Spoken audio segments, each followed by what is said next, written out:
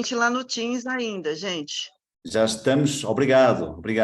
Já estamos aqui perseguindo o pessoal que está no Teams. Nós estamos super racistas com o Teams hoje. Já todo mundo disse mal do Teams e, portanto, hoje estamos todos do Zoom. Para a próxima a gente vira, ao contrário. Hoje somos anti-Teams. Estou brincando. Houve aqui um problema com o Teams.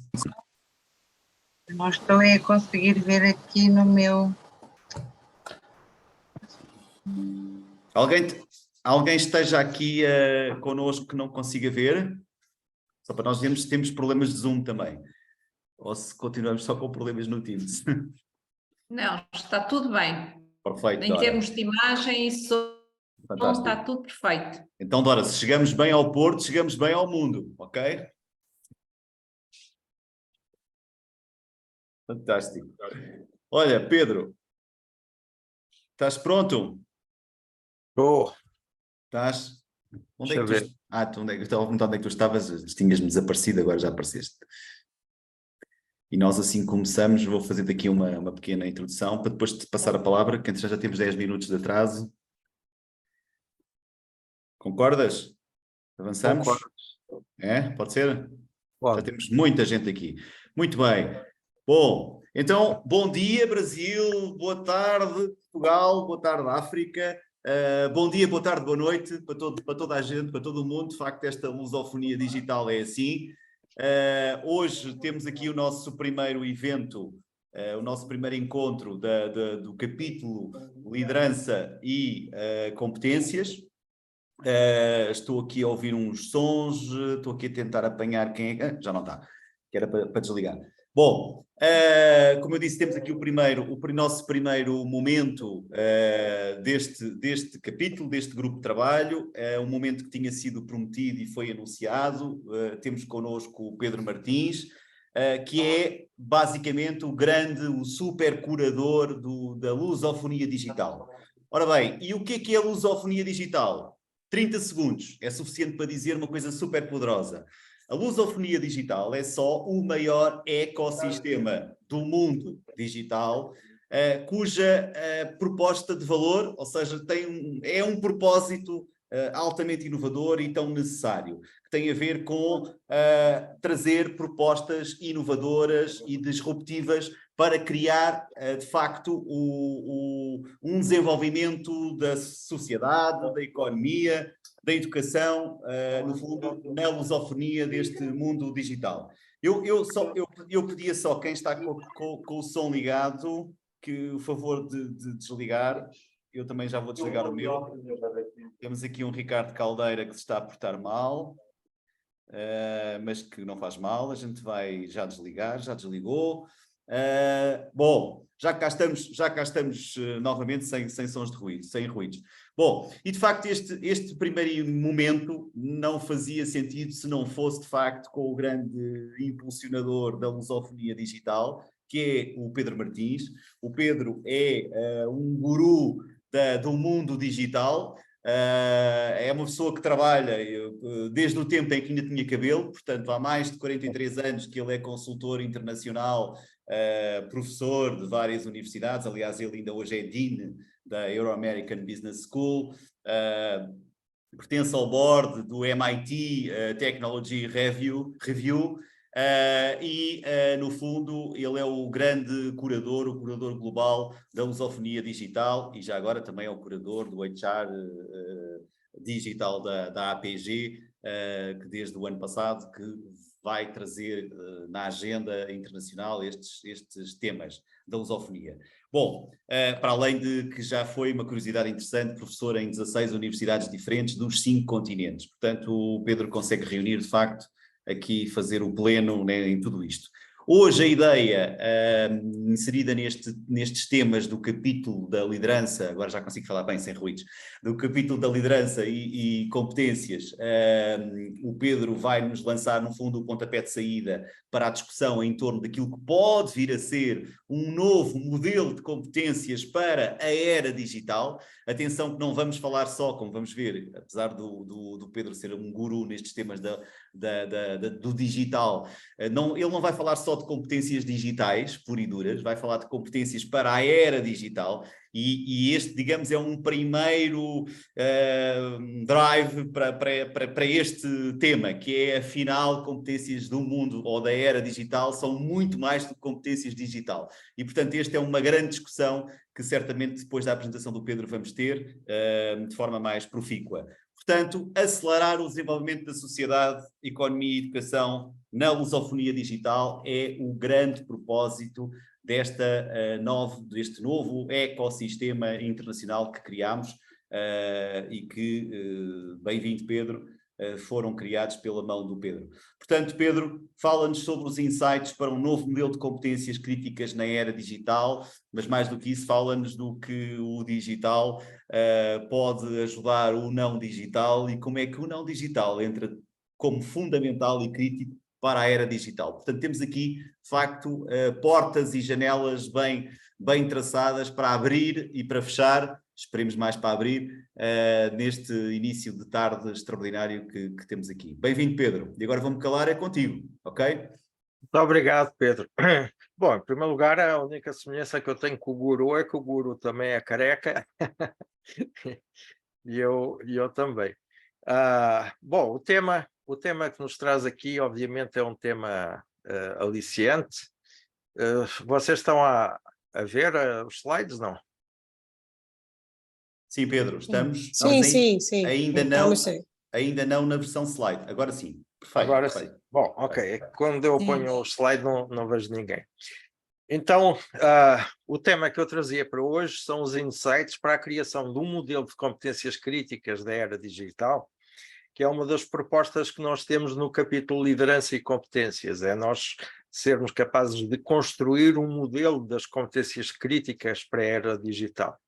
E esta palestra de hoje é um contributo, é uma reflexão pessoal, que aliás, grande parte dela eu já apresentei no 53º Encontro Nacional da APG, em novembro passado, numa palestra que eu intitulei Mentalidades e Competências Críticas para a Era Digital. Tem umas coisinhas diferentes, mas a estrutura da palestra é basicamente a mesma. Então, em primeiro lugar, o que é que nós temos que refletir? Que nós não estamos a falar de uma era digital. Estamos a falar de várias eras digitais. E essas eras digitais são muito diferentes umas das outras. Em termos conceptuais, a era digital começou com a computação digital em 1939. Mas de lá para cá houve o período da revolução da indústria 4.0, que tem basicamente que ver com a automação.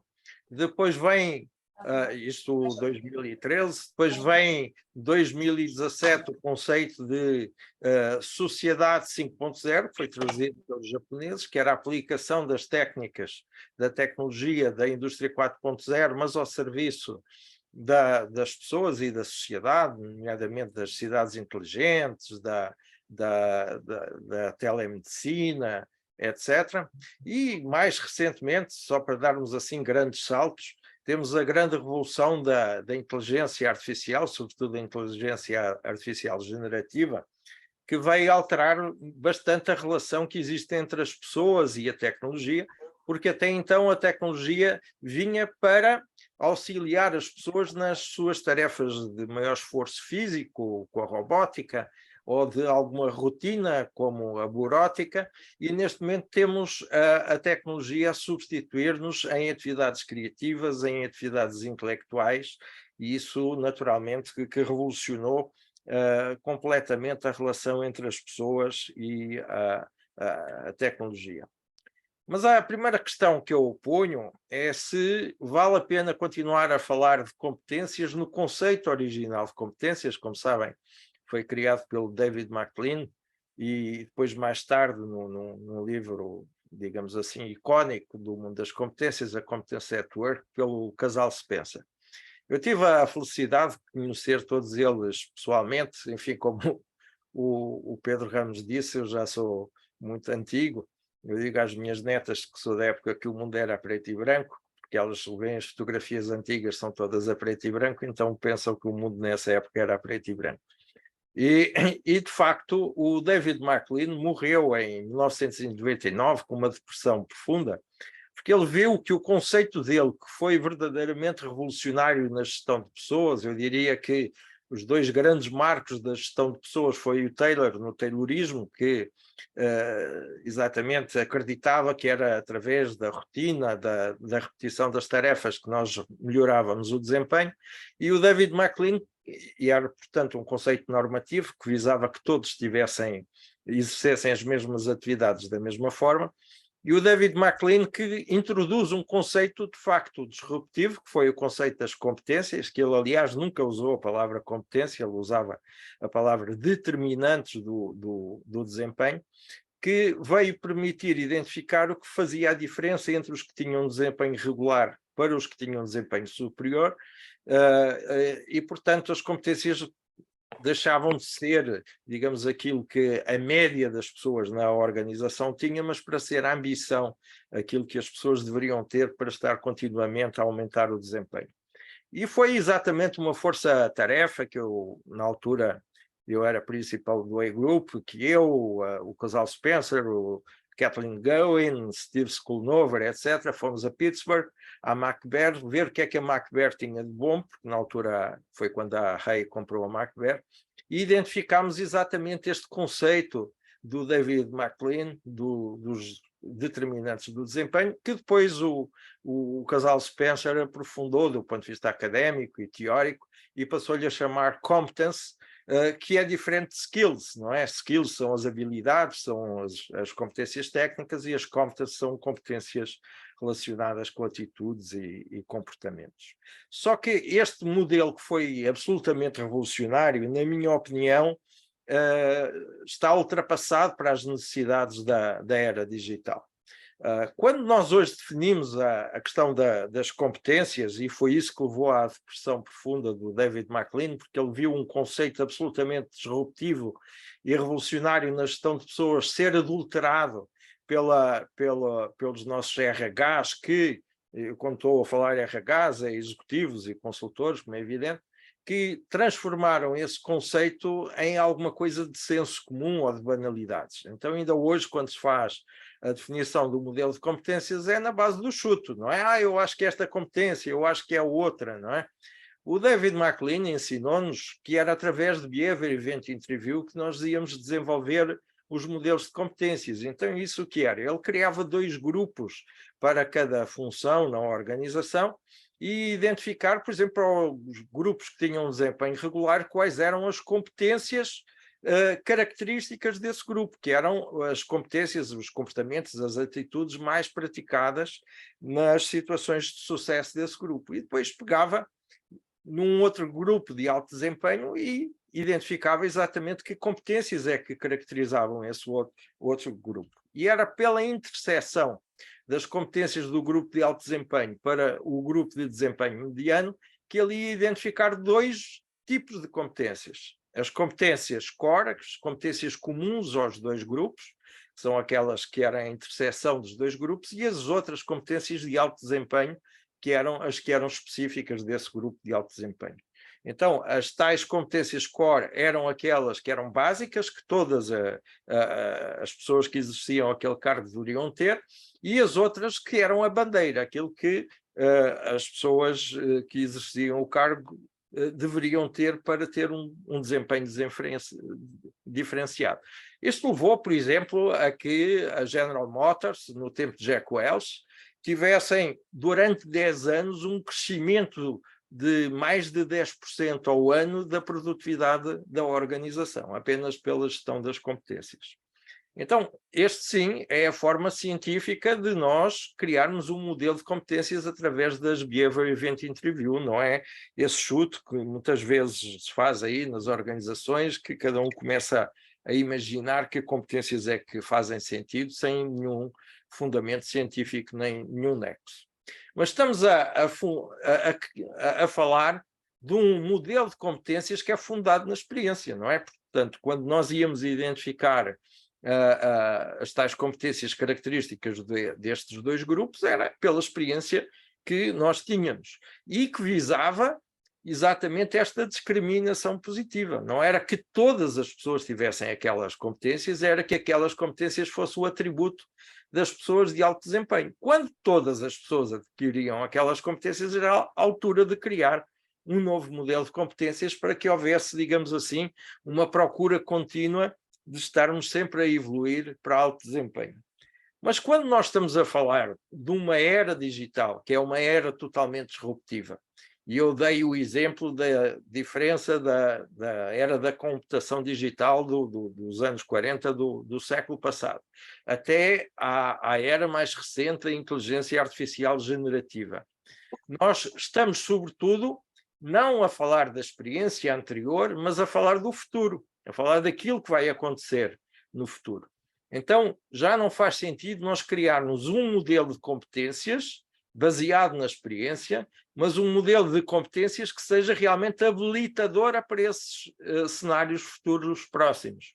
E eu chamei futuros próximos porque não estamos a falar daquele futuro da ficção científica, não é?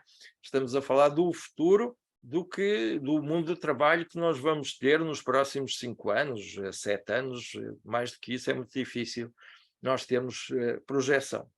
E vocês podem dizer, então, se nós estamos a falar nessa imaginação do futuro, nós voltamos a ter a construção de um modelo de competências baseado no chute, não é? Baseado no palpite, eu acho que é isto, eu acho que é aquilo, e não fundado em uma experiência científica, quanto eram as Behavior Event Interview.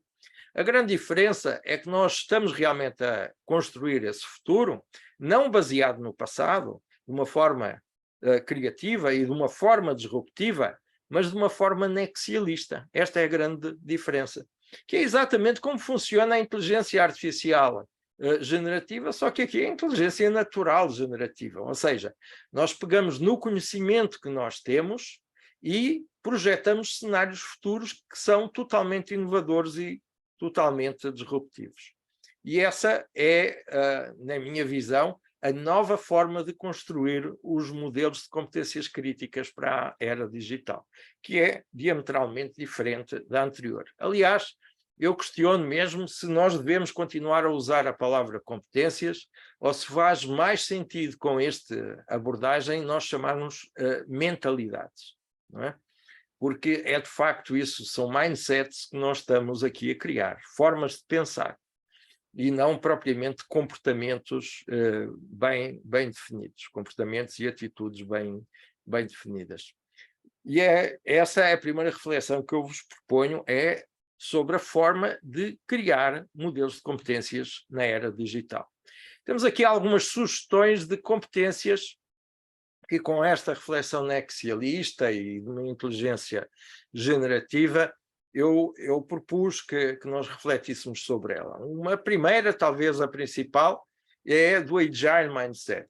O Agile Mindset também é uma palavra muito usada, hoje usa-se muito Agile quando queremos alguma coisa rápida, mas acima de tudo o Agile significa ser uma coisa simples, não é? E ser simples não é necessário uma coisa superficial. O Churchill, o estadista inglês, quando escrevia uma carta mais longa, ele terminava sempre dizendo: e peço desculpa de não ter tido tempo para escrever uma carta mais curta, porque é muito mais difícil nós sermos sintéticos e irmos ao essencial do que sermos prolixos e falar do acessório. E isso é um conceito que, em termos filosóficos e históricos, tem sido estranho aos recursos humanos. Nós mesmo, nos modelos de avaliação de desempenho, gostamos muito de superar as expectativas, de superar a meta. Nós sempre procuramos superar aquilo que nos era pedido. E isso tem gerado, inclusive, aí alguns dissabores a algumas pessoas da área de RH que, com a melhor das intenções, tentam superar a demanda dos outros gestores e depois se queixam se não são compreendidos pelos outros gestores, porque realmente nós estamos a fazer alguma coisa que os outros não pediram ou não veem valor agregado. Isso tem a ver com um conceito do Agile Mindset, que é o produto mínimo viável, que é nós sermos capazes de construir alguma coisa que atenda perfeitamente o essencial, nada além nem nada aquém do essencial. E isso vai contra a nossa mentalidade do RH, que sempre foi superlativa. Outro aspecto muito importante é que ainda hoje se fala muito no império do processo, não é? Como se o processo fosse determinante. No conceito do Agile Mindset, o que é determinante é a cadeia de valor entre as pessoas. Obviamente é a diversidade, a colaboração, pequenos ciclos de gestão, entregas frequentes e rápidas, uma aprendizagem compartilhada e, sobretudo, esta abertura ao novo e este foco na simplicidade e na flexibilidade. Isto dito desta forma parece muito simples, isto é um conceito que nasceu em 2001, exatamente nos programadores de softwares, que perdiam muito tempo a desenvolver softwares muito pesados e que depois, quando eu ia entregar aos clientes, os clientes já tinham mudado de ideia e eles tinham de refazer tudo de novo.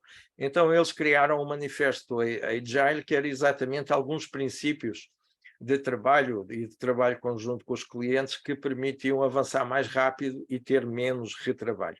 E aquilo que era inicialmente um conceito ligado à gestão de projetos, hoje virou uma filosofia de gestão que se aplica praticamente a todas as vertentes da gestão, nomeadamente da gestão de pessoas, e que, na minha opinião, é uma das competências habilitadoras para esta era digital fundamental. Dentro do Agile, há aquilo que eu também chamei a ambidestria Agile. Que é isso? É um certo pensamento dicotómico que existe dentro do Agile. Nós, por um lado, temos o Agile Mindset, a mentalidade que é extremamente flexível e aberta, disruptiva, experimental, autónoma, colaborativa, flexível, informal, autêntica, etc. E, por outro lado, temos uma mentalidade que é muito rígida, que são os ritos do Agile, que é o analítico, estar focado em dados, quer ser lógico, objetivo, compromissado com o cliente, focado na tal simplicidade, auto-organizado. E todos nós que trabalhamos na área comportamental sabemos a dificuldade que é gerir em simultâneo estes dois hemisférios do nosso cérebro, não é? Por um lado, ser extremamente aberto, flexível e criativo e disruptivo, e por outro lado, seguir rigorosamente ritos, estar focado em dados, etc. Mas é também, na minha opinião, uma competência ou uma mentalidade essencial para esta era digital. Outra necessidade que surgiu é a capacidade de relação entre pessoas e máquinas, o que eu chamei aqui o hybrid team building. Eu, por exemplo, já trabalhei em vários projetos de team building entre robôs colaborativos e pessoas, não é? Nomeadamente na empresa ABB, desenvolvi um grande projeto a nível internacional com isso, e era muito interessante. Esses robôs colaborativos usam machine learning, portanto vão aprender, vão melhorar o desempenho das pessoas, aprendem com as pessoas uma determinada atividade e depois, como utilizam a inteligência artificial, melhoram essa atividade e acabam por ensinar às pessoas como elas podem melhorar o seu próprio desempenho. Isso gerava, inclusive, ciúmes entre pessoas e máquinas. Algumas daqueles problemas comportamentais típicos que nós vamos encontrar nos grupos de trabalho tradicionais, humanos, nós também vamos encontrar nestes grupos entre robôs e pessoas. Com a diferença que os robôs não se emocionam e as pessoas se emocionam. Mas é uma competência que eu julgo que nós temos que adquirir. É ser capaz de trabalhar de forma híbrida com pessoas e máquinas em simultâneo. Temos a liderança Agile, que é naturalmente uma forma diferente de liderar. A consultoria McKinsey diz que os grandes princípios da liderança Agile são estes que eu apresentei aqui. O primeiro é muito interessante, que é ser capaz de pausar para se mover rápido. Pausar, o que é isto? É pausar, não é sair correndo as coisas à toa. É ser capaz de analisar de uma forma suficientemente refletida para que depois não haja retrabalho e não haja incorrência em erro. Outra liderança, outro traço característico é o líder ser capaz de abraçar o que desconhece. Tradicionalmente, o líder orienta o seu time para aquilo que ele conhece e incentiva as iniciativas das pessoas do seu time que ele sabe que vão dar certo. Neste caso, como estamos a falar de um mundo disruptivo, num mundo futuro que nós temos uma vaga ideia de que possa acontecer, o líder tem exatamente de fazer o oposto disso. Tem de querer experimentar coisas que ele nunca viu acontecer e que nem sabe, não tem a mínima ideia se vai dar certo ou não. Mas se não experimentar, nunca vai, com certeza, melhorar os processos de trabalho das organizações, as atitudes das pessoas, etc. Então, o papel dele não é dar respostas. O papel dele é ser capaz de reformular radicalmente as perguntas que lhe fazem. O que ele tem não é de definir metas. O que ele tem é que traçar um direcional, porque a meta é o infinito, é aquilo que nós conseguimos fazer. Então, aquela gestão por objetivos fica questionada com esta liderança agile. E, sobretudo, ele tem de ser um servidor, ou seja, ele tem de testar em si próprio essas experiências que o grupo está a desenvolver, está a incentivar. Outra competência, outra mentalidade que eu acho que é absolutamente essencial é o nexialismo. Não é? O nexialismo é um termo que é muito usado na publicidade, mas que nós, na área de gestão de pessoas, não temos de facto essa terminologia, mas que é uma espécie de futurismo baseado na experiência anterior. Vocês vejam, por exemplo, o Leonardo da Vinci, quando ele desenhou a asa de um pássaro azul que está no Louvre, nesse quadro, ele pintou de uma forma de tal forma magistral que 500 anos depois esse quadro ainda está exposto no museu mais famoso a nível mundial que nós temos. E porquê é que ele pintou tão bem? Porque ele era também um excelente anatomista, ele estudava a anatomia da asa do pássaro e desenvolveu tanto os estudos da anatomia da asa do pássaro que ele criou a aerodinâmica da asa do avião, tal como nós temos hoje. Então ele era um bom engenheiro porque era um bom biólogo porque era um bom pintor, e é este nexo entre conhecimentos diferentes que hoje caracteriza o pensamento dos profissionais da era digital, que é voltar um pouco ao Renascimento, à era do Renascimento, mas no século XXI.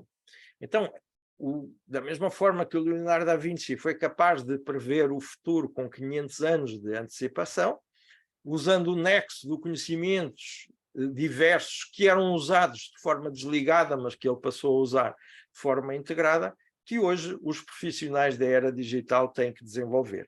Este conceito de futurismo, não na base do chute, do delírio, mas na base exatamente da articulação do conhecimento que é conhecido. Outra competência muito interessante é ser capaz de transformar o analógico, ser capaz de transformar o digital em analógico. Isso parece que é um delírio que eu estou tendo. Então, isto é competências da era digital e nós temos que transformar o digital em analógico. Isso não é voltar para trás. Não. Nós temos que ter presente o seguinte: o analógico é um conceito praticamente ilimitado. Se vocês pegarem numa rosa vermelha, vocês vão ver que o número de tons de vermelho nessa rosa é praticamente ilimitado. Nós temos muita dificuldade em definir quantos tons de vermelho existem. Mas se vocês tirarem uma fotografia digital a essa rosa, pixelizada, nós somos capazes de identificar 20, 30 tons de vermelho diferentes. Então, quando estamos a falar de digital, nós estamos a falar sobretudo de padronização. Quando nós estamos a falar do analógico, nós estamos a falar sobretudo de customização. Vejam o que é que existia antes do pronto a vestir. Nós íamos aos alfaiates, às costureiras, tirávamos as medidas e construíam uma roupa exatamente à nossa medida. E não havia duas calças iguais, não havia dois casacos iguais, porque eles eram desenhados à medida do corpo de cada pessoa, e cada pessoa tem um corpo diferente. Entretanto, os industriais têxteis acharam que isso era muito pouco rentável do ponto de vista do negócio e criaram os tais 5 padrões de tamanho comuns, e as pessoas é que tinham que se adaptar a esse padrão. Às vezes ficava a manga um pouco comprida, outras vezes ficava a calça um pouco curta, mas de uma forma ou de outra essas roupas serviam no essencial as pessoas. Hoje a tecnologia permite-nos de novo desenhar roupas à medida de cada pessoa. Por exemplo, uma pessoa entra numa plotter que nos tira exatamente as medidas, passa por um cortador passa por um scanner que nos tira as medidas, passa por um plotter que corta o tecido à medida do nosso corpo, passa por um robô que costura, e nós saímos com uma roupa uma vez mais individualizada e integralmente à nossa medida. Isto tudo na gestão em geral e na gestão de pessoas em particular tem tudo a ver com a singularidade das coisas. Nós hoje já não temos uma política global para a empresa, já não temos sequer uma política para cada cargo. Cada pessoa exige uma política distinta e singular. E isso é outra característica que este mundo nos leva. E é verdade, isto no marketing, é verdade na gestão de pessoas, é verdade em qualquer vertente da gestão da organização, essa personalização e essa singularização. E isso é voltar do mundo digital, que é o mundo da padronização, para o mundo analógico, que é o mundo da personalização. Outra competência muito importante e que é totalmente disruptiva é o unlearning, o radical unlearning. Nós sabemos a dificuldade que é aprender, mas a dificuldade de desaprender é muito maior. E nós estamos, de facto, num mundo em que essa desaprendizagem é exponencial. As coisas estão a acontecer em um ritmo e são de tal forma diferentes que nós não nos podemos agarrar nem pouco mais ou menos àquilo que tínhamos como grandes verdades há muito pouco tempo. Vocês vejam o caso da inteligência artificial generativa, que nós dizíamos que jamais as máquinas vinham substituir as pessoas, e isso hoje é questionado por muito boa gente, se de facto nós não corremos o risco das máquinas nos substituir no mundo do trabalho e no mundo da produção. Então, esta capacidade de desaprender, que é cultivada, que é treinada, etc., é outra das competências que nós temos que fazer de uma forma muito acentuada. Vivemos num mundo analítico, como eu disse, isto do Agile tem este paradoxo. Por um lado tem os ritos que são muito rigorosos, baseados em dados, etc. E por outro lado tem o aspecto da mentalidade, que é muito soft, baseado na disrupção, na criatividade, na flexibilidade. Mas vivemos num mundo de números, não é?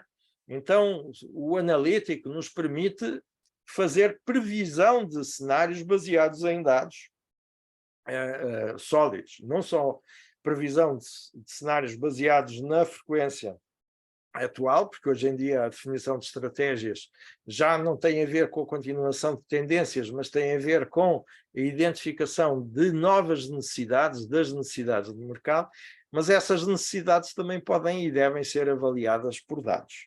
Então este pensamento analítico é com certeza outra das competências ou mentalidades para esta era digital. Vivemos também num mundo desmaterial. O exemplo é esta palestra, não é? Nós estamos aqui a ver-nos uns aos outros com quadradinhos, com imagens. A própria Lusofonia Digital vai desenvolver o seu primeiro evento em metaverso, que é o capítulo de saúde que vai desenvolver. Em breve todos os capítulos vão desenvolver também os seus eventos no metaverso.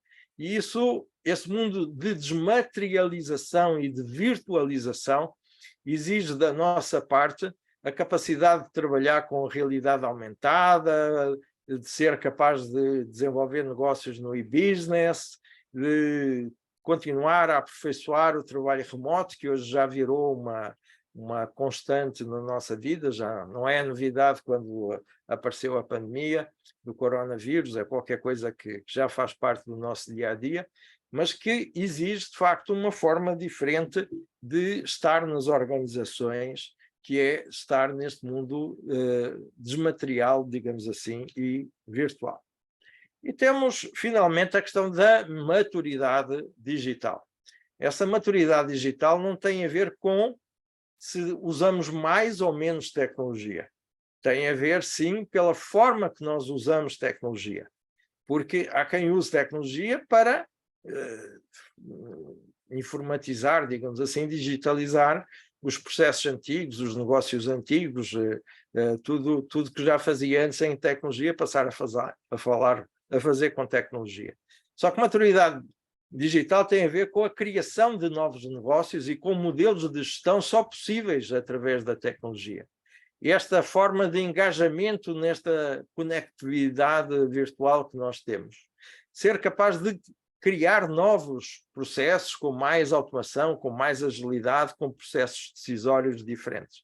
E também com a capacidade de usar a tecnologia para a tomada de decisão baseada em dados. Então, esta seria outra mentalidade, outra competência que me parece interessante para esta era digital.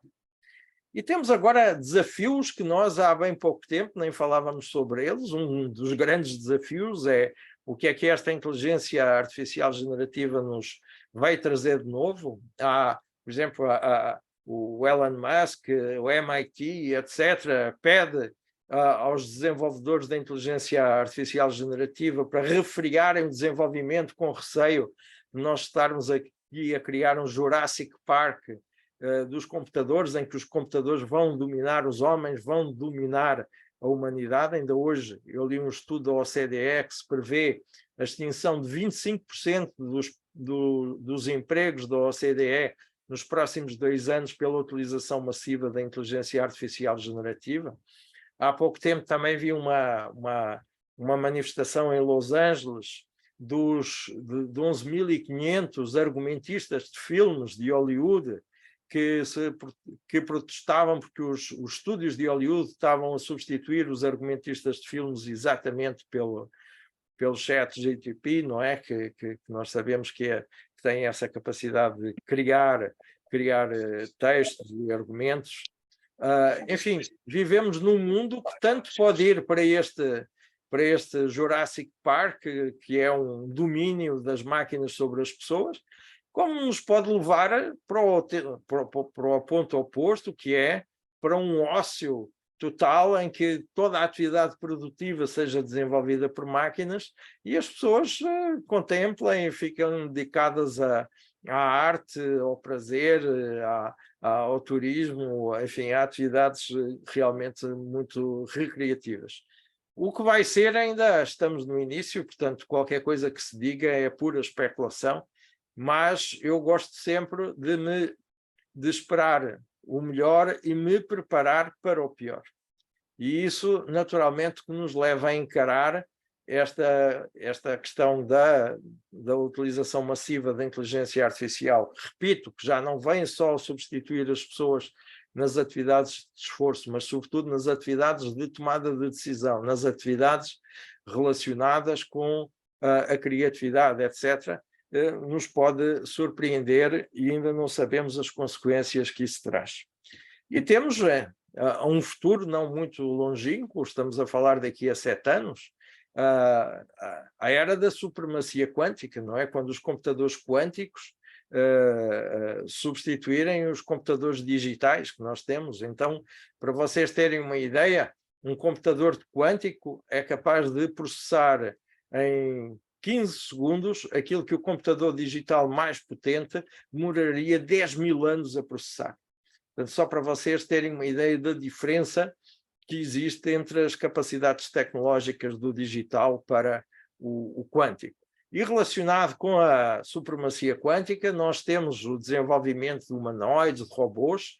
A Neuralink, a empresa do Elon Musk, que existe desde 2016, faz pesquisa exatamente em peças biónicas para incorporar nas pessoas, para as pessoas terem, de facto, maximizar as suas capacidades, tanto intelectuais quanto físicas. Por exemplo, recentemente eles produziram uma mão que é 10 vezes mais rápida e mais precisa que a mão humana e é controlada pelo cérebro humano. Portanto, nós podemos estar na praia e ter a nossa mão a trabalhar na fábrica, por exemplo. Desde 2016 que se faz transplantes de memória, por exemplo. Então, tudo isto não é ficção científica, são realidades que ainda não são massificadas pela sociedade, mas que já existem, e tudo nos leva a crer que sejam realidades muito próximas e estas sim ainda mais disruptivas que a própria inteligência artificial generativa. Então isso nos leva a questionar qual é o futuro do RH. E eu, na minha visão, acredito que o futuro do RH passe pelo redesenho de organizações e de modelos de trabalho, que no fundo é isso que nós estamos a fazer na Lusofonia Digital, é ser capaz de gerir não só pessoas, mas humanoides e ciborgues, ou seja, pessoas com componentes tecnológicas e robôs, tecnologia com comportamentos humanos, não é? Tem aquela velha máxima, mas as máquinas não têm emoções. É verdade que elas não têm emoções, mas elas são capazes de simular emoções na perfeição. E nós sabemos que na área da gestão de pessoas nós não reagimos muitas vezes sobre factos, reagimos pela nossa percepção dos factos. E, de facto, se nós tivermos a percepção que o robô está a ter uma emoção porque ele está a simular essa emoção de uma forma extremamente detalhada e rica, é como se tivessem emoções para nós. E talvez no futuro, em vez de termos administradores, em vez de termos psicólogos e sociólogos no RH, tenhamos neuroengenheiros, porque tudo leva a crer que esta fusão entre pessoas e máquinas seja o nosso futuro próximo. E isso, de facto, é determinante naquilo que nós queremos identificar para um modelo de competências críticas para a era digital. E é isso. Muito obrigado, Pedro. Fantástico. Se quiseres descompartilhar, a palavra não existe, mas dá sempre jeito no final destas apresentações. Bom, extraordinário sempre ouvir-te de uma forma super inovadora, mas sobretudo muito provocadora. Eu acho que é interessante agora, para os minutos seguintes, lançarmos aqui uma discussão, porque tu foste muito provocador em algumas coisas que disseste, aliás, como és sempre, eu também, como sou um provocador, aprecio muito esse estilo. Acho que foi muito giro tu começares a pôr em causa na tua conversa inicial se faz sentido continuarmos a falar em competências, na palavra competência, e portanto achei de facto muito interessante este desafio, esta provocação. E eu que sou professor nesta área e que tenho um doutoramento em gestão de competências, epá, de repente vi a minha vidinha completamente andar para trás e achar que estava completamente desatualizado, mas afinal não, porque de facto se calhar já andávamos a chamar competências a coisas que já não devíamos chamar competências e portanto isto lanço aqui esta acha para a fogueira. Portanto, competências versus mentalidades achei de facto muito, muito interessante, até porque as competências, como tu disseste, são baseadas na nossa história, ou seja, na nossa experiência, e as mentalidades são no fundo as tais competências barra cenários futuros, ou seja, são antecipações, não é? Têm sempre uma base de mentalidade, cá está, de pensamento, construído a propósito de algo que ainda não conhecemos. Portanto, isso é muito desafiador, mas também muito provocatório. Depois, achei muito interessante a questão dos ritos agile, ou seja, da importância, nós atribuímos muito agile aos processos, mas efetivamente há um conjunto de ritos, até rituais, tu utilizaste a palavra sem nenhum preconceito, rituais associados, que também achei muito interessante e muito provocador, sobretudo para nós que gerimos pessoas e que alguns de nós somos gestores de pessoas e portanto é de facto muito interessante. E depois mais duas que eu achei, aliás mais não sei quantas, mas só para destacar mais duas que eu achei extraordinário, a questão do nescialismo, não é? Na questão do nexo entre conhecimentos diferentes e portanto todos nós somos melhores quando somos muitas coisas e portanto também é muito provocador, porque andámos aqui muitos anos a pensar nos generalistas especializados e nos especialistas generalistas, enfim, e isso é aqui um virar o mundo ao contrário. Epá, não resista mais duas, eu disse que era só mais uma, mas não, é mais duas. O unlearning, que acho o máximo, o aprender a desaprender, aliás ando um bocadinho apaixonado por este tema e de facto abordaste isto sem nenhum preconceito, eu achei absolutamente extraordinário. E havia aqui mais não sei quantas coisas, mas vou saltar para o fim, que achei extraordinário também, que é o futuro do RH, ou o futuro da gestão de pessoas. Nós aqui em Portugal, já agora, chamamos muito mais gestão de pessoas do que do RH. RH é um conceito muito utilizado no Brasil. Nós também, mas é só DRH. O RH não utilizamos tanto. Portanto, a gestão de pessoas... E dizeres que no futuro, se calhar, em vez de termos psicólogos e sociólogos e o que é que seja, de gestores, afinal temos é que ser neuroengenheiros. Isto é muito provocador. Eu não sei se não desligo já o Zoom, se não acabamos já com isto, que eu acho isto altamente provocador e pronto, e fica aqui esta nota. Depois deste tentativa de resumo, que não foi nada, foi só o escavacar, no bom sentido, espero eu, aquilo que, destacando alguns aspectos muito, muito interessantes que tu falaste, abríamos aqui as portas ou as janelas à reflexão conjunta, às questões, porque temos aqui o Pedro e estamos aqui nós, ainda uns minutos para aumentarmos e ampliarmos esta reflexão, até porque este grupo só está agora a começar, minha gente. Portanto, isto é o início, é o pontapé de saída. Portanto, vamos ter certamente nos próximos tempos muitos momentos para ampliar e já agora traduzir em ações práticas algumas destas coisas que aqui foram trazidas desta forma. Perdão, desta forma tão provocadora e tão interessante como só o Pedro, enfim, eu tenho que dizer isto, até porque sou fã do Pedro, como toda a gente acho que já entendeu, como só o Pedro pode trazer. Portanto, abria aqui esta janela, ou estas janelas à vossa reflexão, como somos muitos, felizmente, e felizmente somos muitos, se calhar a mãozinha levantada ajuda só para nos organizarmos e, portanto, pedia já as vossas mãos levantadas, eu comprometo-me a ser organizado e ver quem é que levantou a primeira mão. Já temos sempre dificuldade com a primeira pergunta, portanto passamos já à segunda pergunta. Venha de lá a segunda. A primeira é sempre mais difícil.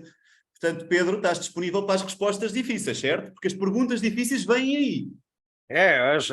As perguntas fazem-nas todas. As respostas é que eu não sei se tenho resposta para as perguntas, mas já agora só para aumentar a vossa responsabilidade, uma das ideias que nós tínhamos era que a Lusofonia construísse um modelo de competências, digamos assim, alternativo ao modelo da MacBear, não é? Um modelo de competências para a era digital.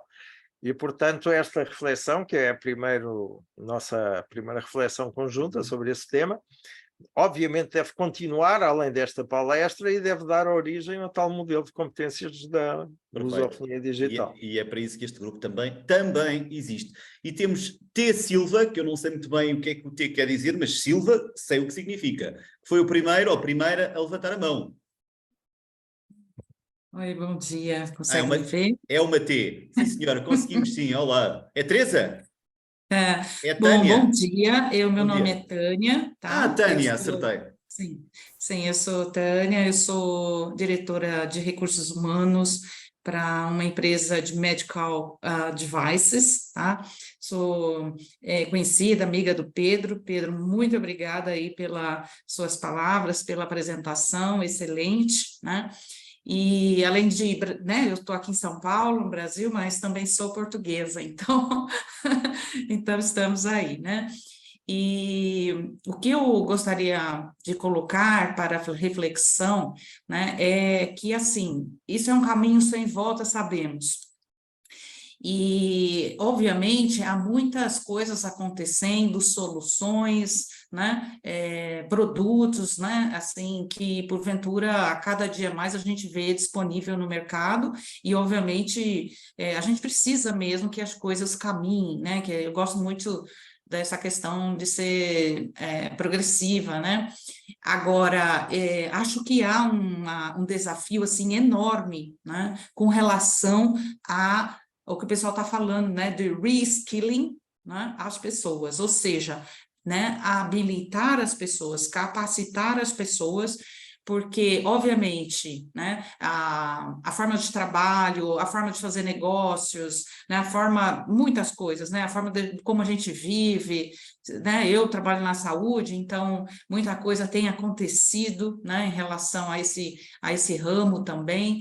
Então, eu queria saber de vocês, né, como é que vocês vem essa questão, porque eu acho, assim, um desafio enorme, né? Tem algumas pessoas, obviamente, que estão mais preparadas, que eventualmente trabalham mais próximas dessa área de tecnologia, ou mesmo empresas que têm, né, produtos de alta tecnologia, que é o caso nosso aqui, mas tem muita coisa, né? E nos das diferentes idades, vamos dizer, né? Que as pessoas querem, às vezes, aprender ou nem se deram conta ainda que precisam mudar o seu mindset, né? Aprender outras coisas, estar mais habilitado para outras coisas. Então, se for possível, algumas palavras eu agradeço, viu? Muito bem. Obrigado, Tânia. E que pena está tanto frio em São Paulo. Daqui a 2 semanas estarei aí no CONAR e, portanto, tenho que vestir um casaco. Pedro, é contigo agora.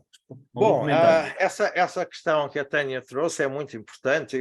Faz pouco tempo que eu participei numa mesa redonda de um outro grupo que eu faço parte, que se chama Universidade 6.0, que são os reitores de 13 universidades brasileiras que estão fortemente compromissadas com o desenvolvimento das novas tecnologias, etc. E falávamos um pouco sobre esse reskilling e o papel da universidade no reskilling, ou seja, o que é que as universidades deviam ensinar para corresponder às necessidades das organizações. E chegamos a algumas conclusões também relativamente novas. Uma delas foi se fazia sentido que os cursos de tecnologia tivessem a duração de 3, 4 anos, como têm atualmente. Isto porquê? Porque aquilo que eles aprendem no primeiro ano já não é útil no último ano, quando eles saem para o mercado. Então, talvez faça mais sentido que áreas da tecnologia sejam compostas por pequenos cursos, digamos assim, do que por grandes cursos de formação mais académica, mais global. E isto eram os donos das universidades a dizer isso, não é? Portanto, onde eles tinham, obviamente, um papel nesse sentido. Depois, essa questão do reskilling é muito importante, porque nós muitas vezes falamos de reskilling para atender às necessidades atuais, não para atender às necessidades futuras. Isso é verdade, que as coisas estão a evoluir a esta velocidade exponencial, vertiginosa que nós falamos. Estar a formar pessoas durante 1 ano ou 2 para atender às necessidades atuais, não estamos a prepará-los para quando eles estivessem aptos a ir para o mercado de trabalho, não é? Então, é uma dificuldade que nós temos, é o tal mundo bunny, frágil, imprevisível, que cria ansiedade, enfim, isso não é uma palavra oca, é mesmo aquela que nós vivemos, e isso também se aplica ao reskilling, não é? Devemos fazer um reskilling para o futuro e não para o presente. Portanto, há um delay entre o momento em que se desenvolve e o momento em que se vai aplicar, certo? Bom, temos o Wagner que levantou a mão. Wagner, mais um São Paulo, não pode ser. São Paulo 2, resto do mundo 0, não pode ser, estamos a perder. Força, Wagner. Pedro, obrigado, Pedro. O Pedros, né? Pedros. Terminado a apresentação do Pedro Martins, a palavra que eu tinha na boca é assustador. Né? É assustador. Né? E o pouco cabelo ou o cabelo grisalho denuncia a idade e o tempo que a gente vem militando na área de recursos humanos. Vivemos, durante todo esse tempo, temas como segurança. Eu fui colocando alguns aqui, para quem se lembra, os mais jovens não, mas quando chegou a era da qualidade total, depois, vivendo muito mais aqui no Brasil, a parte de relações sindicais, a parte de diversidade um pouco mais recente e atual, a parte de compliance, e agora vem a transformação digital, ou a optimização digital, como eu já ouvi o Pedro chamar. Né? O profissional de recursos humanos, de certa forma, eu falo isso na primeira pessoa, mas eu acho que isso é expansivo para todos, nós estamos, sim, sempre buscando essa disrupção, buscando esse novo, essa inovação. E encontramos, muitas vezes, dentro das organizações, dentro da própria liderança da organização, a maior barreira possível. A briga, primeiro, essa é minha neta, que está espirrando aqui do lado, desculpem. A dificuldade que nós encontramos, muitas vezes, é dentro da própria organização, dentro da própria gestão da organização, dentro da própria liderança da organização. Então, a pergunta que eu faço a você, Pedro Martins, e abro para o grupo, se for o caso, como que você tem sentido, Pedro Martins, de que a alta cúpula da organização, a alta liderança da organização está preparado ou preparada para viver essa disrupção que está batendo aí, esse momento disruptivo que está batendo aí, né? Porque eu acho que o profissional de recursos humanos ele nasce com esse espírito de dizer o seguinte: o que tem de novo aí, o que vem mais aí pela frente, né? Essa é a minha pergunta, Pedro. Então, Wagner, é uma excelente pergunta. A minha reflexão é a seguinte, é que nem a alta, nem nós, nem a baixa, nem os académicos, ninguém está preparado para o futuro, porque ninguém sabe o que é o futuro. Então isso é a característica do mundo bunny, esta imprevisibilidade, esta fragilidade, ser capaz de trabalhar neste mundo etéreo que nós estamos, e que mesmo as pessoas que pensam que estão preparadas, na realidade não estão, porque não sabem qual vai ser o cenário futuro. Ninguém estava a imaginar que em novembro passado ia haver um chat GDP que vinha revolucionar totalmente o mundo das organizações e do trabalho. Então, mesmo aqueles teóricos mais capacitados, se fôssemos ver as palestras do TED, que é um excelente fórum de troca de ideias avançadas, etc., nós não tínhamos ninguém que imaginasse os dilemas que nós hoje estamos a viver. Então, eu diria que ninguém está preparado para o futuro. Agora, essa questão da alta direção, ela vai se resolver naturalmente por uma outra razão, é que as organizações vão deixar de ter alta direção, não é? Quando nós hoje estamos a falar de organizações fluidas, de organizações em agile, portanto, aqui a estrutura em que as direções são provedores do trabalho que é por iniciativa dos próprios squads, em que o valor agregado das organizações não está nos processos, mas na sequência do trabalho dos squads, chamado tribo, em que os grupos estão totalmente empoderados e, portanto, tem uma relação de rede e uma relação orgânica, que, se vocês me permitem aqui a presunção, foi a ideia que, quando eu criei a Lusofonia Digital, foi criar uma organização exatamente contemporânea, que é uma organização de natureza orgânica, não tem uma cúpula, digamos assim, em que os próprios líderes, entre aspas, se chamam intencionalmente curadores, porque eles cuidam eles não chefiam ninguém, não são líderes de ninguém, eles são cuidadores, eles estão cuidando das diversas unidades. As unidades são totalmente autónomas, não existe uma doutrina comum a que todos nós tenhamos que seguir, existe um propósito comum, mas que não existe, digamos, um modelo de pensamento específico, e a lusofonia digital será aquilo que vocês criarem na lusofonia digital. Portanto, eu acho que somos um bom exemplo deste tipo de organização característica desta era digital e que se elimina já esse problema da alta direção, porque não são organizações sem alta direção. Sendo que nós não estamos preparados para isso, não é? As empresas não estão preparadas, por isso é que, enfim, como disse o Wagner logo no início, assustador, porque ninguém está preparado para isto. Muito bem. Vocês vejam, por exemplo, o caso da lusofonia. Quando nós criámos, foi uma ideia que começou a nascer já há quase 2 anos, lá no seio do Brasil Digital para Todos, etc., mas que, entretanto, não foi materializada. E nós materializámos, assim, com a oportunidade que a APG nos deu de estarmos envolvidos no HR Digital e aí instituímos e criámos verdadeiramente a lusofonia digital. Nós, em 7 semanas, crescemos 100%. Nós, neste momento, somos mais de 180 pessoas originários de 17 países. Temos 18 capítulos a trabalhar em simultâneo e muito ativamente. Temos 4 MBAs já em curso. Enfim, é muita atividade que só é possível porque não existe o freio de uma alta direção. Se existisse uma alta direção, não seria possível criarmos tanto e sermos tão rápidos. E tão rápidos. Pedro, temos alô Moçambique, Mónica Macamo. É Moçambique, não é, Mónica? É Moçambique. Ah, acertei. Alô, Moçambique, Maputo, em linha. Diga, Mónica. Eu só queria dizer parabéns. Este tema veio mesmo encaixar no momento que estamos a viver. Pedro, é assim, eu tenho também a desafiar muito essa questão de conceitos antigos, por exemplo, competências, carreiras. Ainda faz sentido hoje em dia falarmos disso. Experiência. Sim. Mónica, está um pouquinho de vento aí, se puder proteger um pouquinho o seu microfone para nós ouvirmos bem. Agora melhorou, sim. Melhorou. Agora, o Pedro trouxe o conceito de mentalidade.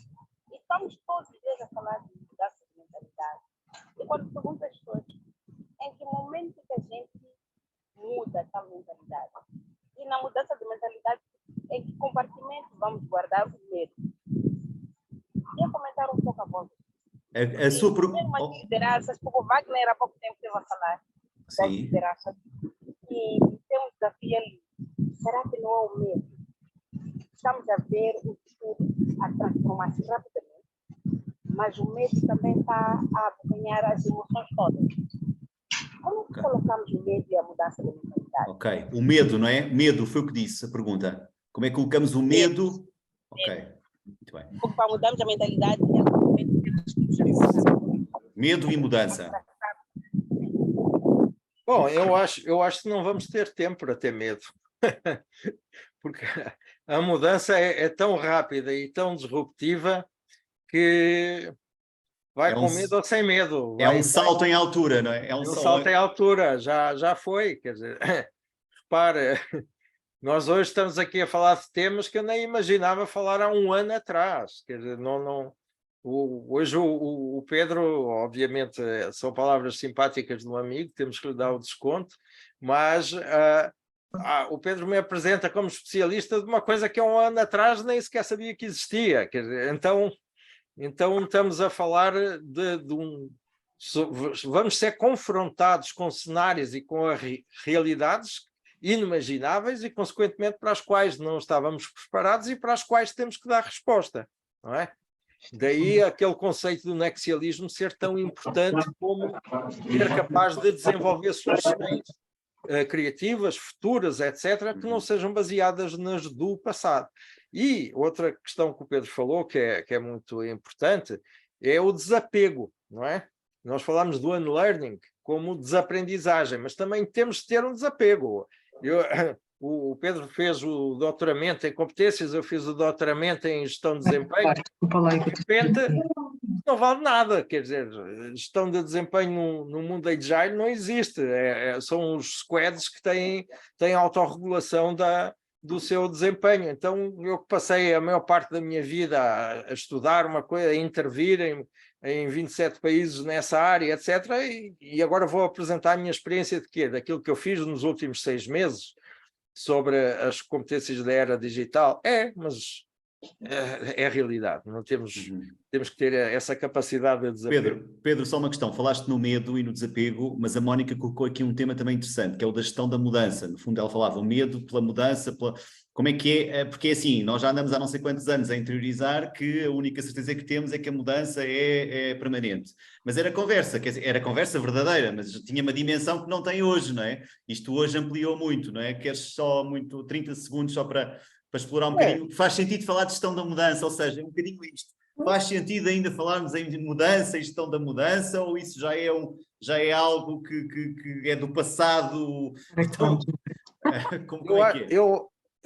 Eu acho que a tua pergunta já dá a resposta, quer dizer, é outro tipo de gestão da mudança porque é outra mudança. A grande diferença é que nós antes tínhamos mudança para alguma coisa previsível. Nós falávamos, vamos ter a transformação digital. Então estávamos a imaginar, vamos ter a automação disto, vamos ter um robô a pintar o carro, em vez de termos uma pessoa a pintar o carro. Era tudo imaginável. Agora, nós não conseguimos imaginar o que é uma pessoa ciborgue médica, por exemplo. Ele vai ter quê? Mãos de tesoura para fazer cirurgia? Como o boneco lá do cinema? Quer dizer, não conseguimos imaginar isso. Então, é tudo a uma velocidade de tal forma que exige respostas de tal forma inovadoras que nós não nos podemos fundamentar na No processo. experiência anterior. No fundo, não é o processo que está da mudança, porque esse já é um pressuposto, não é? Vou mandar esta imagem para tu perceberes Muito o bem. nosso futuro. A Teresa vai mudar a imagem e nós vamos calar a Teresa, ok? Vá lá, Teresa. Já calou. Então, vamos mais perguntas. Então, como é que é? São Paulo 2, Maputo 1 e não há nada deste continente, deste país à beira-mar plantado, não há nenhuma pergunta. Enfim, estou a condicionar, mas não quero. Queremos aqui estava aqui a ser só provocador. Mais questões? De facto, foi tão interessante. Pedro, uma pergunta que certamente se íamos fazer é se tu disponibilizavas esta apresentação. Eu diria que não vai ser preciso porque a gravação também vai ser disponibilizada, portanto a apresentação está dentro da gravação. Porém, aqueles que pertencem ao grupo de competências e liderança vão receber os slides de forma personalizada, pode ser? Vamos lá dar um miminho às pessoas que levam comigo a toda a hora com comentários no grupo. Pode ser? E vão ter a oportunidade de continuar a debater este tema, não é? Não, isso era a segunda parte. É que isto não há almoços grátis. E, portanto, esse é mesmo o início do nosso trabalho, não é? Mais questões? Se não há mais questões, Pedro, queres fazer só um comentário? A Regiane diz, Pedro, sou sua fã, adoraria receber os slides. Portanto, Pedro, tens aqui pelo menos a Regiane que vais ter que mandar os slides. Temos então uma pergunta, Charlene, força, é assim que se diz o seu nome? Não quer dizer mal? Não é? Pronto, eu não acerto. Shirlene. É Shirlene. Shirlene, eu não acerto uma, é habitual eu trocar os nomes de toda a gente. Força, Charlene. Tem problema. Eu queria... A gente tem falado muito, né, na questão da inteligência artificial e igualmente falado da inteligência emocional, e eu gostaria que o professor Pedro falasse um pouquinho, né, dessa relação, desse pré-requisito aí de saber lidar com o medo, saber lidar com essas emoções que surgem, né, até esses estados de ansiedade que está muitas pessoas vivendo em função do desconhecido, em função do imprevisível. Quer dizer, tem muita gente surtando, né? Muita gente com problema, dificuldades mesmo, estresse, porque é uma oportunidade, é uma ameaça, quer dizer, depende, né, do uso da ferramenta, é óbvio que sim, mas é possível fazer um pouco essa conexão entre inteligência emocional e inteligência artificial? Eu gostaria de ouvir. Com certeza. O primeiro trabalho que eu fiz da relação de inteligência artificial com a inteligência natural foi para o LNET, que é o Laboratório Nacional de Tecnologia Industrial aqui de Lisboa, em 1980, portanto, veja há quantos anos foi que nós já comentávamos e falávamos desse assunto. Aquilo que eu posso dizer é o seguinte, a inteligência natural, digamos assim, é qualquer coisa, não é imutável, mas relativamente imutável. Quer dizer, a espécie humana, o Homo sapiens, não evoluiu muito nos últimos 50 mil anos, não é?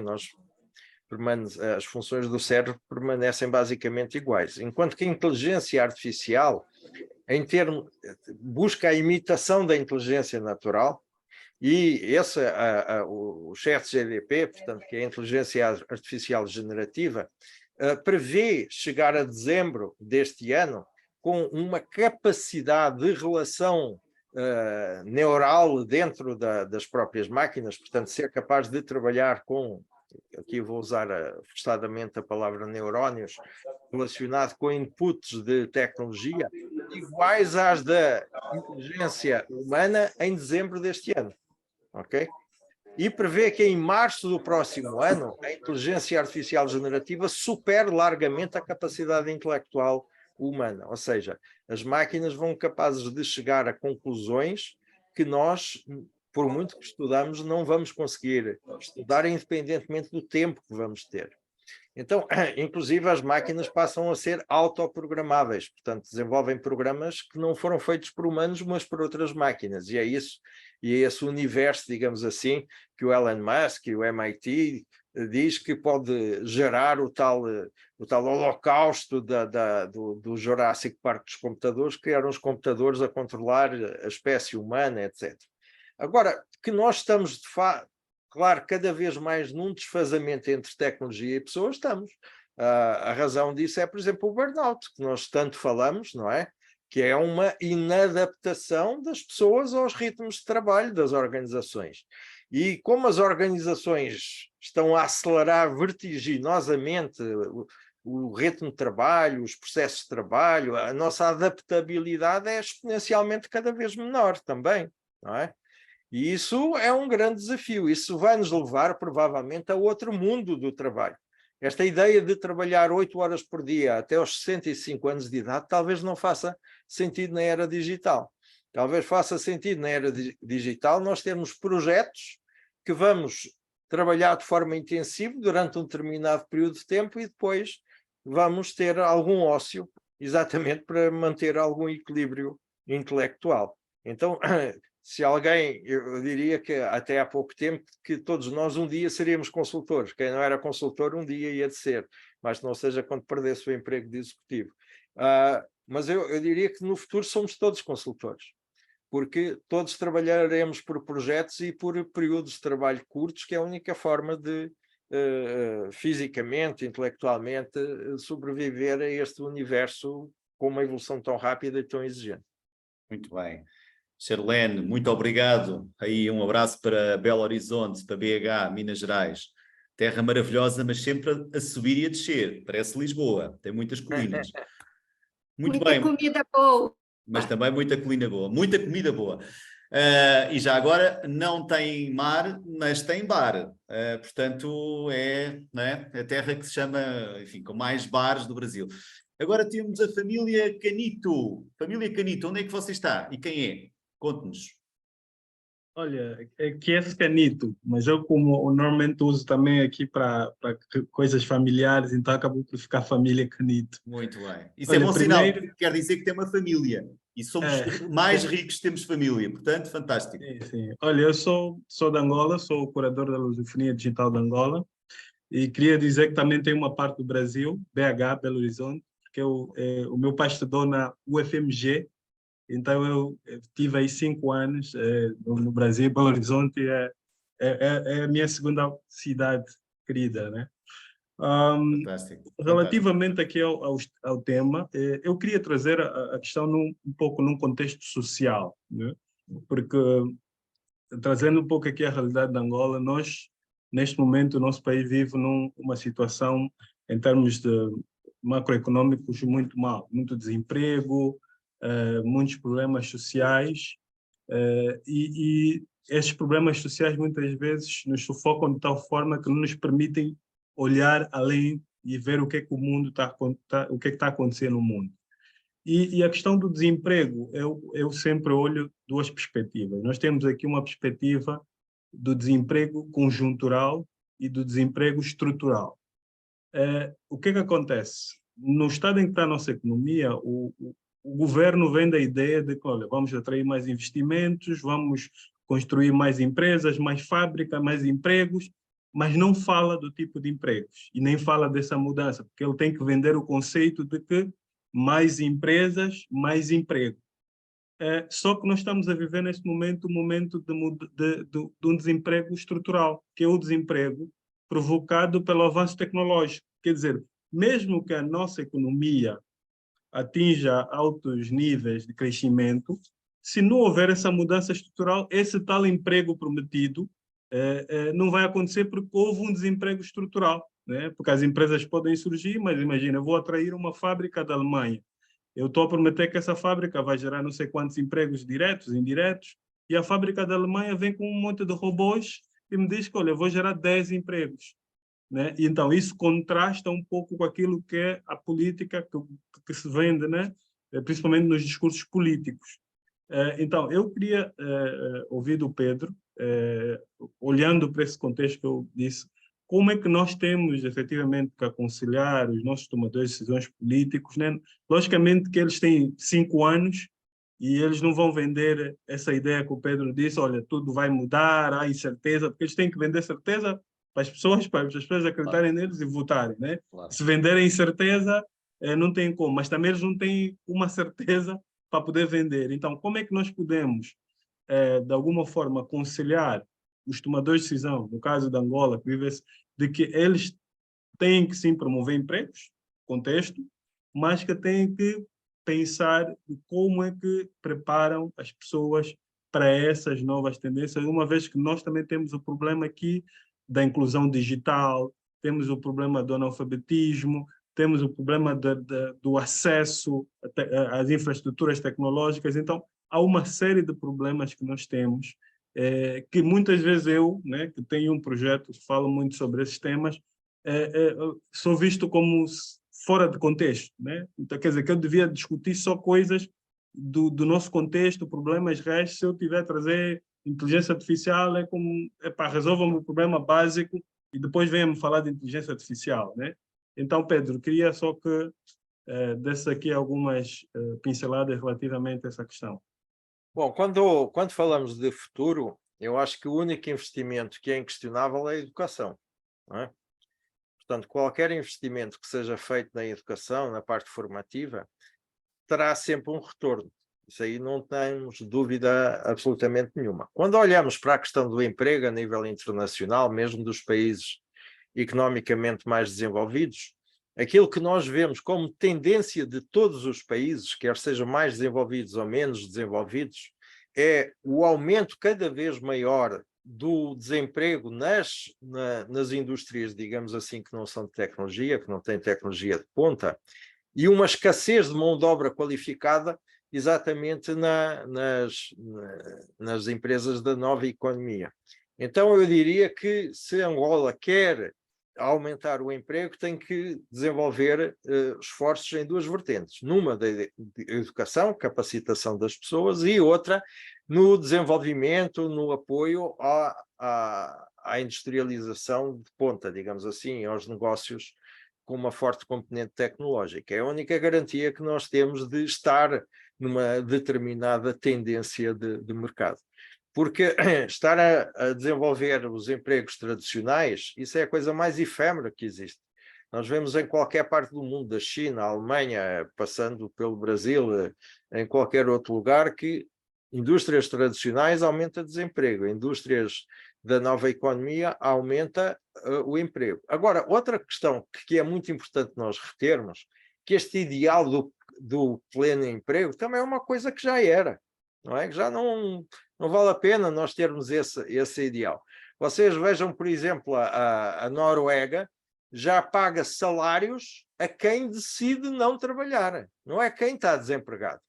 Se a pessoa disser ao Estado, eu não quero trabalhar, o Estado dá-lhe um rendimento de sobrevivência. E isso provavelmente vai ser uma realidade em muitos outros contextos socioeconómicos, em que não vai haver trabalho para todos. Simplesmente é isso.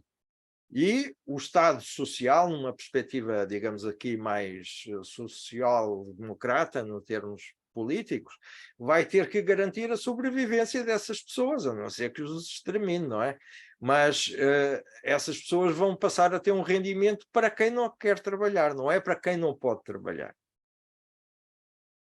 Pedro continua provocador, vamos digerir isto que ele acabou de dizer, enfim, com tempo, até porque esta dimensão do que se passa nos países nórdicos não tem a grande aplicabilidade neste momento ainda em África ou no Brasil, e muito menos em Portugal, enfim, por facto esta questão do pagar. Já agora, enfim, é provocador, mas é altamente realista. Ainda há 2 semanas uma ministra em Espanha propôs uma coisa desse género para os jovens, portanto é qualquer coisa que é muito próximo da nossa realidade, exatamente porque já se sabe que não há emprego para todos, nomeadamente aqueles que agora chegam ou querem chegar ou que não querem chegar ao mercado de trabalho. Mas é altamente provocador e eu acho que isto carece aqui de análise, uma análise mais acuidada. Mais questões, mais dúvidas?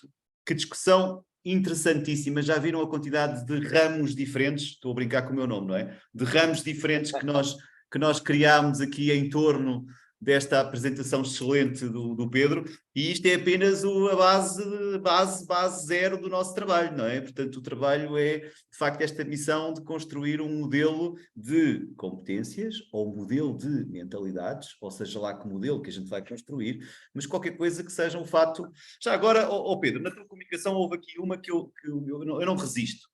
Tu disseste que o analógico era a customização e o digital era a padronização. É só para ver que eu estive muito atento à comunicação, e fiquei aqui muito provocado com muitas coisas que tu disseste. De certa forma, estás-nos a vender o analógico, quando nós todos estamos orientados para abandonar o analógico, já ninguém quer ser líder analógico, já ninguém quer ser colaborador analógico, toda a gente quer ser digital, e o digital é que é bom, e agora tu vais-me dizer que o digital é padronizado, ou seja, é igual para todos, é pronto a vestir, e o analógico é um fato à medida, e que isso é que é bom. Queres explicar um bocadinho isto, que eu não vou daqui embora sem perceber efetivamente em que estado de alma é que nós estamos relativamente a isto, analógico versus digital? Pedro, posso só contribuir, porque eu também fiquei incomodada e só queria... Também eu? Fiquei altamente incomodado? Porque para mim o digital ele também não passa por padronização. Para mim o digital foi que nos permitiu, por exemplo, se a gente pega o retalho, a personificar, inclusive, a jornada do cliente, né? Então, como é que o digital agora ficou padrão? Então, boa! Queria ouvir um pouco o Pedro. Estava a ver que era só eu que estava revoltado com esta expressão. Vamos lá. Bom, então, essa é uma excelente questão. O digital é discrético, ok? Faz uma descrição, distingue as coisas, não harmoniza as coisas.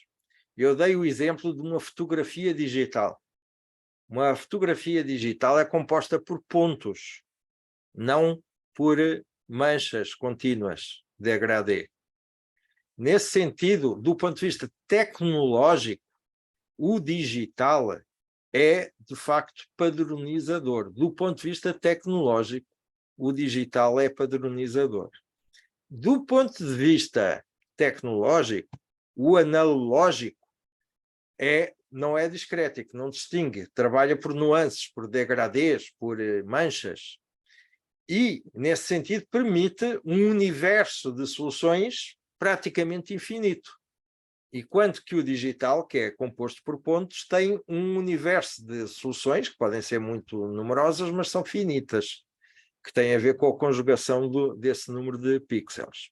Agora, o que eu joguei com o analógico e com o digital é que é a tecnologia digital que nos permite retomar à sociedade analógica, ou seja, à sociedade da personalização, à sociedade das soluções customizadas, à sociedade das soluções infinitas.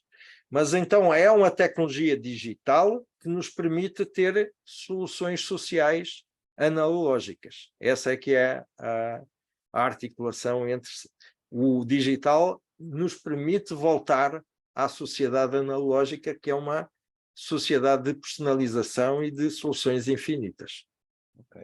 Eu queria só acrescentar, acho que estive aqui a tentar entender um pouco o que está a dizer. Por exemplo, hoje nós temos a impressão 3D, né? Nós antigamente tínhamos o artesão, aquela pessoa que fazia uma peça, e quer dizer, ele levava tempo para construir aquela peça, era única, e basicamente ele não podia fazer aquilo em escala, né?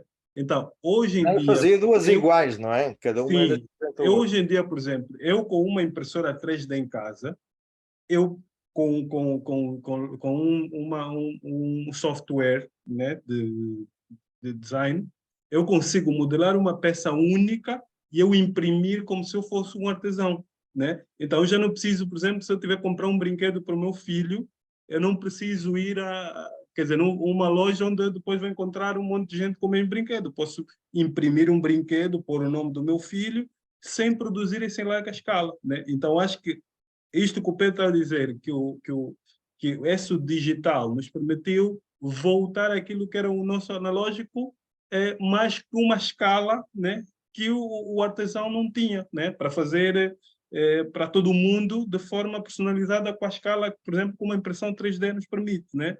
Não sei se consegui apanhar eu acho que é um excelente exemplo. Por exemplo, a Luciana está aqui, é do capítulo Saúde, pode também ajudar com algum exemplo na área da saúde, mas, por exemplo, hoje é possível, através do digital, construir módulos, por exemplo, de um coração doente, para o cirurgião ensaiar a cirurgia antes de abrir o corpo do paciente, e pode ensaiar várias vezes aquela cirurgia no molde, então quando for intervir sobre o paciente já tem uma previsão daquilo que vai encontrar, portanto tem uma assertividade muito maior da cirurgia. Isto é a utilização do digital para uma solução analógica, para uma solução customizada. Muito bem, Pedro. Obrigado pelo contributo. Enfim, eu acho que eu e a Karen ficámos um bocadinho já, não diria convencidos, mas ficámos, enfim, com uma abordagem... Processando. Isso, processando é a expressão, é isso mesmo, Karen.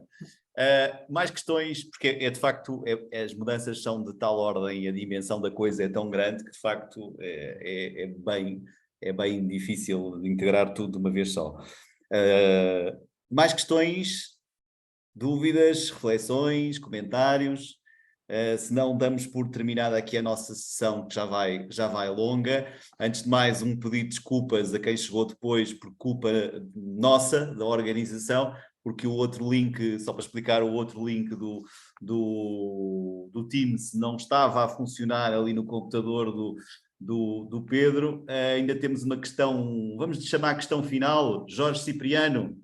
Só se o Jorge disser onde está e se for um sítio, um local bem interessante. Senão não deixe, estou a brincar. Jorge, pode colocar a sua questão. Alô, Jorge? Alô, boa tarde. Olá, eu sou Jorge. Jama, que não tem problema. Ok, eu sou Jorge Cipriano, sou de Angola, estou em Angola. Muito bem, muito gosto. Estou aqui a convite do QS Canito, né? Já ando com QS há cerca de 4 anos e engraçado é que nós participamos quase 1 ano sem estarmos fisicamente juntos, né? Nos conhecíamos digitalmente, fizemos muita coisa juntas, palestras, lives no período da Covid e isso nos uniu muito por conta das tecnologias digitais e desse avanço tecnológico acelerado que nós cada vez mais vamos tomando consciência e vamos usando, né? Na verdade, a minha questão para o Pedro é muito por conta de, nós com essas mudanças todas a ocorrerem, de que forma é que nós podemos garantir que esse nosso modelo de competência do qual nós fomos treinados de lá de trás até o momento e agora com essa transmutação para esse conceito novo de mentalidade, como é que esse nosso modelo antigo pode estar alinhado com as estratégias de transformação digital e dessa necessidade constante de evolução no mercado? De que forma é que nós podemos fazer essa transmutação, essa mudança daquele modelo antigo para este modelo mental, né? E também quais seriam então as abordagens que nós poderíamos considerar como sendo mais eficazes para podermos desenvolver as competências digitais dos nossos colaboradores, como é que nós podíamos promover essa aprendizagem contínua e a própria atualização das habilidades dos nossos colaboradores ou dos nossos talentos. Hoje é um termo que numa equipa onde eu trabalho, temos estado a desenvolver alguma coisa e já não usamos o termo RH, mas estamos a usar o termo talentos, também é algo que para nós é inovador, né? Então, como é possível fazer tudo isso nessa mudança de um para o outro, né? Muito bem. Pedro, a pergunta, deixa-me só dizer-te uma coisa, a pergunta é tão gira, podias dizer, tu tens um adaptador, a pergunta é esta, tens um adaptador do velho para o novo modelo ou não? Esta é a primeira parte da pergunta. Não, é a questão do unlearning, não é? Este mundo novo é de tal forma tão novo, é que nós até agora estamos a a entrar em novidades, digamos assim, num mundo novo, que tem alguma continuidade do mundo anterior. Agora, nós estamos a trabalhar num mundo totalmente novo. Eu não sei quantos de vocês, gestores de pessoas, já trabalharam com ciborgues. Já trabalharam com robôs colaborativos. Quantos de vocês, no recrutamento, vão ver os transplantes de memória que foram feitos nos vossos candidatos? Então, é um mundo totalmente novo. Não, nada do passado, só por mera casualidade é que alguma coisa do passado se aplica a este. O modelo de competências, não há nenhum, segunda pergunta do Jorge, não há nenhum adaptador possível entre o modelo de competências anterior com os novos modelos. É mesmo deitar fora o modelo e construir de novo, é isso? É o desapego, é o unlearning, são todas essas questões que nós dissemos que obviamente são muito difíceis de admitir, não é? Porque aqueles que começaram há menos tempo vão deitar menos coisas fora, aqueles que começaram há mais tempo vão deitar quase tudo fora e depois pensamos, será que eu tenho tempo para aprender as coisas novas que vêm por aí? Mas é a vertigem dos tempos, não é? Será que é ir ao chat GPT e perguntar como fazer isso? Ver qual é a formuleta de sucesso? Não dá, Jorge, ainda não dá, porque eu tenho feito isso quase todos os dias com várias reflexões e saem coisas absolutamente inacreditáveis. Ainda não dá, pode acontecer no futuro, não é? Mas eu não dizer que ainda não dá, não concordo, porque provavelmente não estamos a fazer a pergunta correta. Também há essa questão no chat GPT. Precisamos saber contextualizar, fazer a pergunta certa para encontrar a resposta certa, porque se chegarmos lá e perguntar, olha, eu quero sair desse modelo de competência para o de mentalidade, ele de certeza que vai, olha, ok, dá uma dica daqui, mas agora, se soubermos contextualizar, colocar história, ir buscar aquilo que nós achamos suculento para obter a resposta certa, eu acredito que já se consegue buscar. Ainda eu concordo, uma parte, outra parte não. É evidente que é preciso saber fazer a pergunta, mas faça um exercício, Jorge. Pergunta ao ChatGPT quem é o Jorge Cipriano e veja a resposta que ele lhe vai dar. E vai ver que ainda não chega essa informação. Karen, desculpa, interrompo. Não, é só para contribuir. Quando o Pedro estava falando sobre gestão de competências, eu estava aqui, né, e fiz um teste e coloquei aqui no chat como será trabalhada a gestão de competências no futuro dentro das empresas pelas áreas de gestão de pessoas. Não vou ler, lógico, o que ele me deu, tá? Porque foi longo. Mas foi um padrãozão de gestão de competências que temos desde então. Exatamente. Não veio nada de novo. Mas não se esqueçam que o chat GTP vai relacionar bases de dados existentes. Nós estamos a falar em criar uma nova base de dados. Esse é que é o grande desafio. Mas eu acho que o fato da gente perguntar, eu acho que já é importante. Já é muito importante. Porque vai selecionando o que está sendo trabalhado e discutido também. Sem dúvida. Bom, pessoal, como se diz no Brasil, pessoal, foi um prazer, gostamos muito deste arranque, deste pontapé na bola inicial. A nossa reflexão vai continuar, não só, enfim, todos os capítulos da lusofonia digital, e o Pedro, como sabem, é o super curador de todos. É o master curador, não é? Porém, nós aqui na Liderança e Competências, Competência e Lideranças, vamos continuar o nosso trabalho, e um dos trabalhos é mesmo este, indo escavando até encontrar propostas para esse tal novo modelo do que é que seja. Vamos lhe chamar competências hoje, a esta hora, mas já pusemos em causa, de facto, o próprio conceito.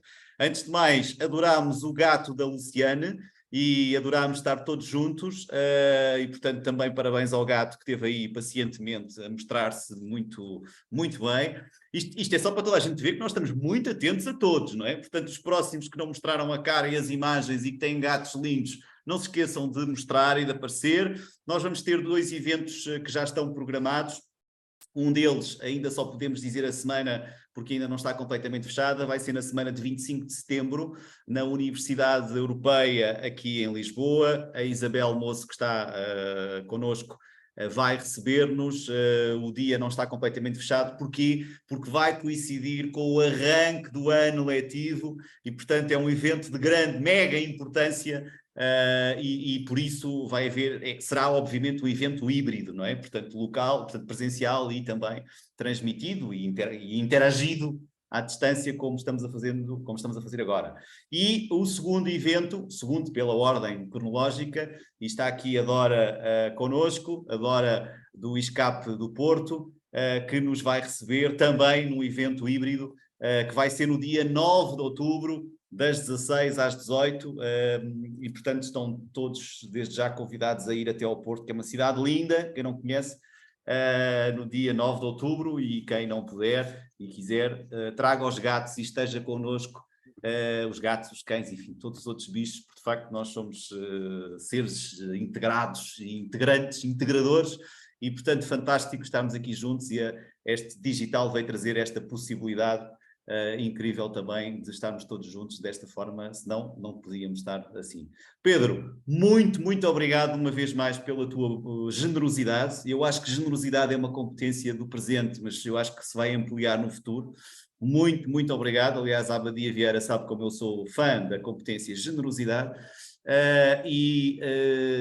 Foi ótimo ter estado connosco, e vais continuar connosco, obviamente, até porque pertences a todos os 18 grupos, 18 capítulos da lusofonia digital, e portanto é que bom estares connosco, dar-nos aqui uma espécie de farol para conseguirmos continuar a pensar naquilo que é mais inovador e naquilo que é fora e disruptivo, fora da caixa. Muito bem, muito obrigado a todos, foi uma ótima sessão e voltamos a ver-nos brevemente. Bem, eu estou cada vez melhor nestas apresentações, pá, estou praticamente a arranjar emprego na televisão ou assim num local qualquer destes. Bem, estou a brincar. Ótima, boa disposição, uma boa semana, e vamos estando juntos no grupo da Lusofonia Digital, mas também noutros eventos que vamos aprofundando todas estas reflexões e discussões que iniciámos hoje. Hoje só iniciámos, ok? Isto vai aquecer ainda mais. Obrigado a todos e até breve. Obrigado. Até logo, até breve. Obrigado. Até logo, até breve. Parabéns. Excelente sessão, excelente. Obrigado.